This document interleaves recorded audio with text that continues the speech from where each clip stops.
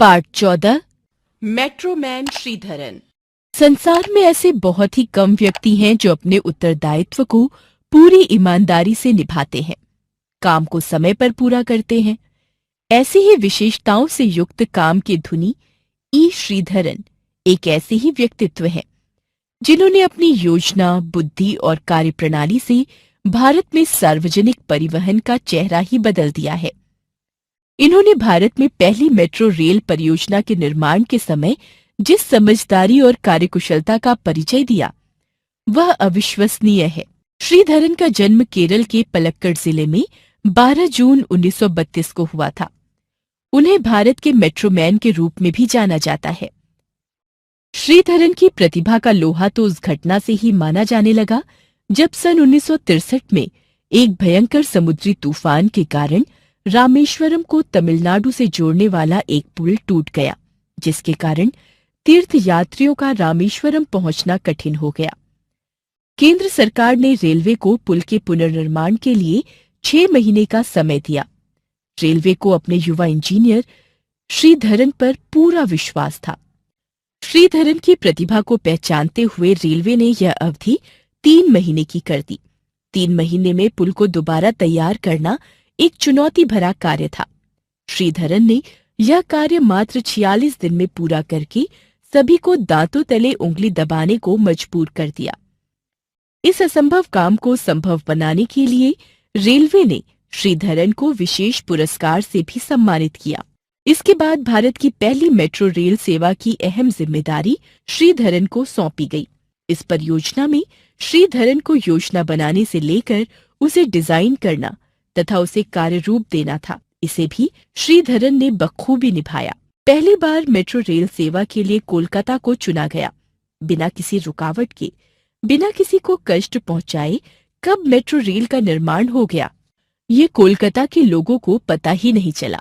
यही श्रीधरन की कार्यशैली की विशेषता थी। उनका मानना था कि कोई भी काम तभी सफल होता है जब उसे करने वाले के पास एक स्पष्ट सोच और दृष्टि होती है। इसके बिना सफलता की कल्पना भी नहीं की जा सकती।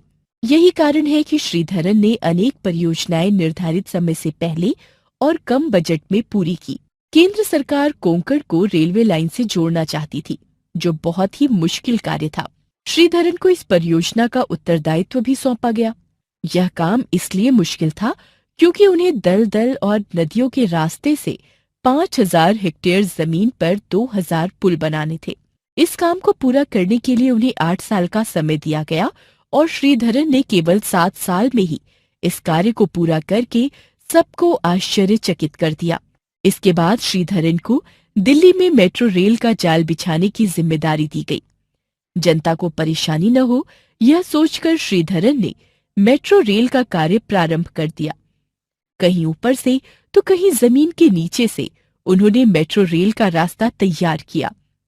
श्रीधरन की कार्यप्रणाली की जितनी भी प्रशंसा की जाए, वह कम ही है। उनका मानना है कि किसी भी काम की सफलता उसे करने वाले की योग्यता पर ही निर्भर करती है। यही कारण है कि दिल्ली में मेट्रो ट्रैक के निर्माण के लिए कहीं जमीन के नीचे सुरंगें बनाई गई, तो कहीं जमीन से दर्जनों फुट ऊपर निर्माण कार्य हुआ, परंतु किसी भी तरह से यातायात में कोई व्यवधान उत्पन्न नहीं हुआ। श्रीधरन को उनकी अमूल्य सेवाओं के लिए कई राष्ट्रीय और अंतर्राष्ट्रीय पुरस्कारों से सम्मानित किया गया है। 1963 में उन्हें रेल मंत्री अवार्ड दिया गया, तो 2003 में टाइम मैगजीन ने उन्हें वन ऑफ एशियाज हीरोज की उपाधि से सम्मानित किया। भारत सरकार ने सन 2001 में उन्हें पद्मश्री तथा 2008 में पद्म विभूषण से विभूषित किया। सचमुच श्रीधरन के व्यक्तित्व से कुशल और समयबद्ध तरीके से काम करने की प्रेरणा मिलती है। उन्होंने हर उस संगठन को कार्यकुशलता का दूसरा नाम दे दिया जो काम से जी चुराते हैं। किसी को परेशान किए बिना अपना काम समय पर पूरा करना और काम के प्रति पूरी निष्ठा रखना जैसी कुछ विशेषताएं श्रीधरन को विशिष्ट बनाती हैं। उन्होंने जो काम हाथ में लिया उसे पूरी ईमानदारी के साथ समय से पहले और बजट के अंदर पूरा कर दिखाया।